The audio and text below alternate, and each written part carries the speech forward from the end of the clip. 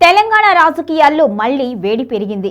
రాష్ట్ర ఎన్నికల కమిషన్ స్థానిక సంస్థ ఎన్నికల షెడ్యూల్ను విడుదల చేయడంతో అన్ని ప్రధాన పార్టీలు తమ వ్యూహాలను పదును పెడుతున్నాయి.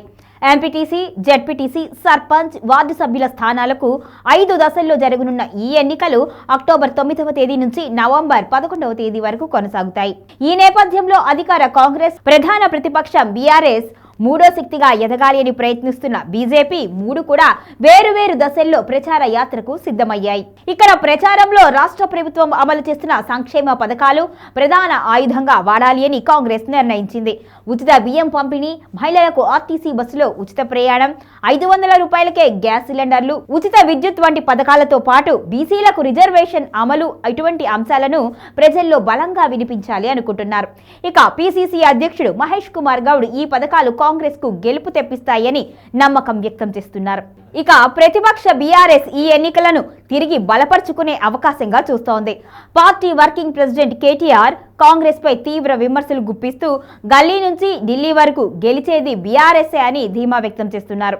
ఇక రైతులు, మహిళలు, విద్యార్థులు, నిరుద్యోగులు కాంగ్రెస్ పాలనపై అసంతృప్తితో ఉన్నారు అని ఆయన ఆరోపించారు. ముఖ్యంగా ఎరువుల కొరత, విద్యుత్ సమస్యలతో రైతులు ఇబ్బందులు పడుతున్నారు అని, ఇవే స్థానిక ఎన్నికల్లో కాంగ్రెస్ ను కుదిపేస్తాయి అని పేర్కొన్నారు. బాకీ కార్డు ఉద్యమం ద్వారా ప్రభుత్వాన్ని ఎండగట్టేందుకు బీఆర్ఎస్ ప్రయత్నాలు చేస్తోంది. ఈ ఎన్నికలను బీజేపీ కూడా ప్రతిష్టాత్మకంగా తీసుకుంటోంది. ఢిల్లీలోనే కాదు, గల్లీలో కూడా కాషాయ జెండా ఎగురుతుంది అనే నినాదంతో ముందుకు సాగుతోంది. కేంద్ర మంత్రి బండి సంజయ్ మాట్లాడుతూ బీఆర్ఎస్ కాంగ్రెస్ పాలనలో స్థానిక సంస్థలు నిర్వీర్యమయ్యాయి అని బండి సంజయ్ విమర్శించారు. ఇక పంచాయతీలకు నిధులు విడుదల చేయటంలో సర్పంచులను వేధించడం వలన గ్రామీణ అభివృద్ధి ఆగిపోయింది అని ఆయన ఆరోపించారు. పార్టీకి నిజాయితీగా పనిచేసిన కేడర్కే టికెట్లు ఇస్తాము అని, పైరవీలకు తావు ఇవ్వబోము అని ఆయన స్పష్టం చేశారు. రాష్ట్రంలో కాంగ్రెస్ ప్రభుత్వంపై ప్రజలు నమ్మకాన్ని కొనసాగించాలి అన్న కాంక్ష, బీఆర్ఎస్ తిరిగి ప్రజల మద్దతు పొందాలి అని చేస్తున్న యత్నం, బీజేపీ మూడో శక్తిగా ఎదగాలి అన్న ప్రయత్నంతో ఈ మూడు శక్తుల మధ్య పోటీ మరింత హోరాహోరీగా మారనుంది.